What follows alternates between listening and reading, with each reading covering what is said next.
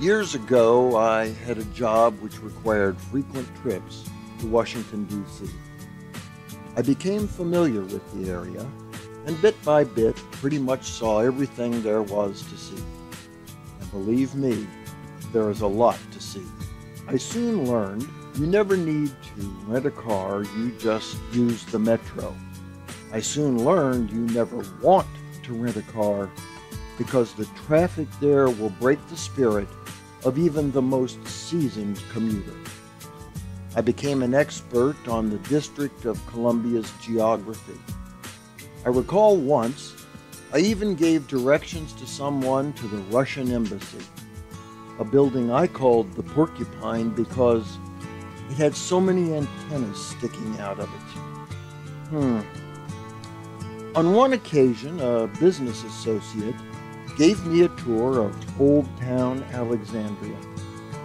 As we strolled down King Street, he probably pointed out a massive 300-foot tall building to the west, and he probably told me what it was. The fact is, though, I have no recollection of that. I know I saw it because if you're in Alexandria, you'd have to be blind to miss it. That building, I'm sure you can guess, was the George Washington Masonic National Memorial. Didn't go there. Didn't care. You see, for all those places I saw in the D.C. area, I missed two of the most important. That memorial building in Alexandria and the Scottish Rite House of the Temple. The thing is, back then, I was not a member of this fraternity. Fast forward to 2017, the 300th anniversary of the founding of the United Grand Lodge of England. A group of young, dynamic, hard-working brothers decided the U.S. should celebrate the tricentennial along with the UGLE. From that idea, that started out as nothing more than a brainstorm, those brothers assembled a program that was one of the best Masonic forums I have attended. Meeting on June 23rd and 24th, the celebration, held at that venerable George Washington Masonic National Memorial, included a special tour of the Scottish Rite House of the Temple in D.C.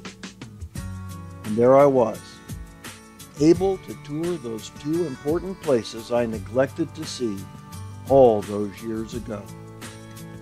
For me personally, that alone would have made it, in a sense, the trip of a lifetime. But wait, there's more. In addition to the presentations throughout the day, the brothers were insistent on giving every attendee a chance to speak and contribute.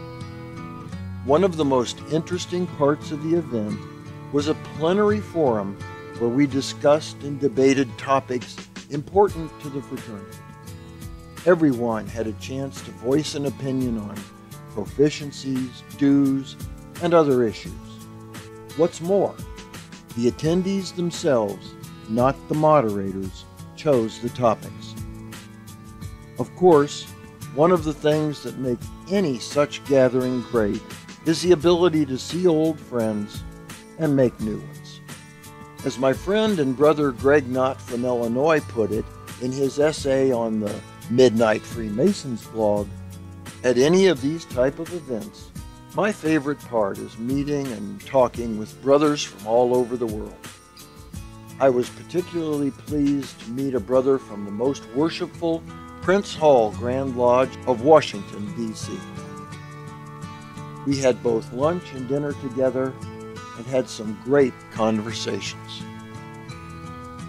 I have to say I had similar experiences. Most agreed another highlight was Brother John Ruark's assessment of statistics he has assembled on the fraternity. Sounds dry, doesn't it? Quite the contrary. In a word, Brother Ruark gave us some amazing information on exactly who we are. Brother Ruark is a member of the group behind this event. In addition to John, these brothers, known for their podcast, The Masonic Roundtable, are Jason Richards, Juan Sepulveda, the newest member, Mike the Intern Hambrecht, and the host of this podcast, Robert Johnson. These are names you would do well to remember, and the Masonic Roundtable is the internet equivalent of must-see TV. Well, as Steve Jobs used to say, there's one more thing.